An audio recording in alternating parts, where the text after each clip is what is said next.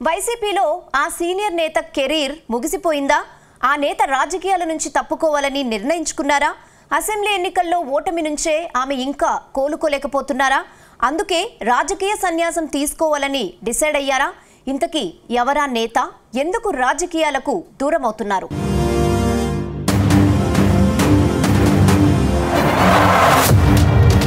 ఆంధ్రప్రదేశ్లో వైసీపీ ప్రభుత్వం అధికారం కోల్పోయి దాదాపు 6 నెలలు దాటింది. గత అసెంబ్లీ ఎన్నికల్లో కూటమి సర్కార్ దెబ్బకు వైసీపీలో హేమహేమిలు ఓటమి పాలయ్యారు. ఇందులో మాజీ మంత్రి మేకతోటి సుచరిత కూడా ఒకరు.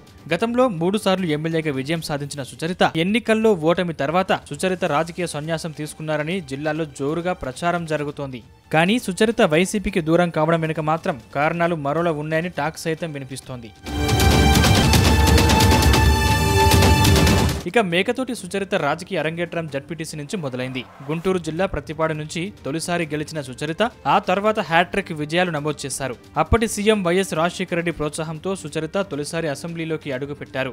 ఆ తర్వాత 2014లో రాష్ట్ర విభజన జరగడంతో సుచరిత వైఎస్ జగన్ వెంట నడిచారు. ఇక 2014 ఎన్నికల్లో ప్రతిపాడు నుంచి వైసీపీ తరపున బరిలో నిలిచిన సుచరిత ఆ ఎన్నికల్లో టీడీపీ అభ్యర్థి రావిల కిషోర్ బాబు చేతిలో ఓడిపోయారు. తిరిగి 2019 అసెంబ్లీ ఎన్నికల్లో మరోసారి అసెంబ్లీలోకి అడుగుపెట్టారు. అంతేకాదు 2019 అసెంబ్లీ ఎన్నికల్లో వైసీపీ గెలుపుతో సీఎం జగన్ హోంమంత్రి పదవిని కట్టబెట్టడంతో అప్పట్లో హాట్ టాపిక్ అయింది.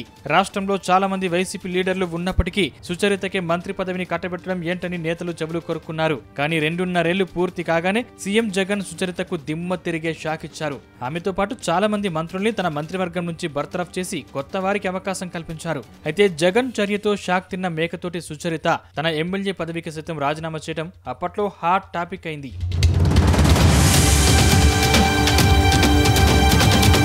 అయితే కొద్ది రోజుల తర్వాత తన రాజీనామాను వెనక్కి తీసుకున్నారు. కానీ తన అసంతృప్తిని మాత్రమే వెళ్లగక్కుతూనే వచ్చారు. కానీ మాజీ హోంమంత్రి సుచరిత రాజకీయాలకు పూర్తిగా దూరంగా ఉండాలని డిసైడ్ అయినట్టు తెలుస్తోంది. ఇందుకు కారణం లేకపోలేదు. గత అసెంబ్లీ ఎన్నికల్లో మేకతోటి సుచరిత భర్త దయాసాగర్ కు బాపట్ల ఎంపీ సీట్ను ఇస్తారని ప్రచారం జరిగింది. కానీ వైసీపీ అధినేత జగన్ దయాసాగర్ కు టికెట్ ఇవ్వలేదు. అంతేకాదు సుచరితను ప్రతిపాడు నుంచి తప్పించి తాడికొండ నుంచి పోటీ చేయించారు.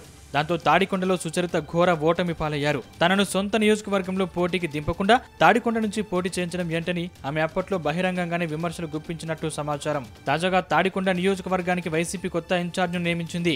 అక్కడ డైమండ్ బాబుకు ఇన్ఛార్జ్ బాధ్యతలు అప్పగించింది. ఈ చర్యతో మేకతోటి సుచరిత పూర్తిగా అలకబూనినట్టు తెలుస్తోంది.